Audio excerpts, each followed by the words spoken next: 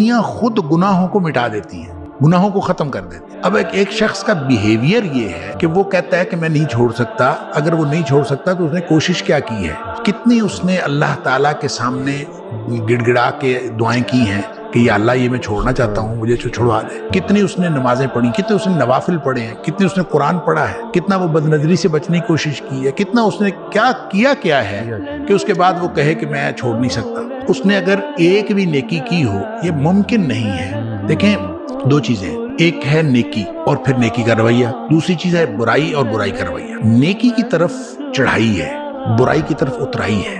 برائی میں بہت جلدی آپ چلے جاتے ہیں، نیکی میں اپنے آپ کو بڑا باندھ کے لے جانا پڑتا ہے، بڑا زور لگتا ہے، تو لہٰذا اپنے نفس کو پورا باندھ کے اوپر چڑھانا پڑتا ہے۔ اور اگر وہ کوئی نیکی کی طرف آتا ہے تو یہ ممکن ہی نہیں کہ اس کی طبیعت کے اوپر، اس کے دل کے اوپر، اس کے دماغ کے اوپر اس کے اچھے اثرات نہ ہوں، یہ ممکن ہی نہیں۔ دوسری طرف اترائی ہے، ظاہر ہے جو اترائی ہے یہ بیک وقت چڑھائی اور اترائی نہیں ہو سکتی۔ جب چڑھائی ہو رہی ہوتی ہے تو اترائی کے اندر فرق پڑ رہا ہوتا ہے، آپ دوسری طرف جا رہے ہوتے ہیں، اپوزٹ ڈائمینشن میں آپ جا رہے ہوتے ہیں، اور اگر آپ جا رہے ہوں اترائی کی طرف تو پھر آپ کی وہ جو چڑھائی ہے وہ اترائی میں بدل رہی ہے اور آپ اپوزٹ ڈائمینشن میں جا رہے ہیں۔ اس کا مطلب یہ ہوا کہ نیکی اور بدی دونوں برابر ایک وقت میں نہیں ہو رہے ہوتے۔ جب نیکی ہو رہی ہوتی ہے تو آپ بدی سے دور جا رہے ہوتے ہیں، ڈسٹینس کریٹ ہو رہا ہے۔ تو وہ اگر آپ نے کرنا ہے تو آپ ہمت کریں۔ یہ ہو نہیں سکتا وہ کہے کہ میں نیکی کر رہا ہوں لیکن وہ چھوڑ نہیں سکتا۔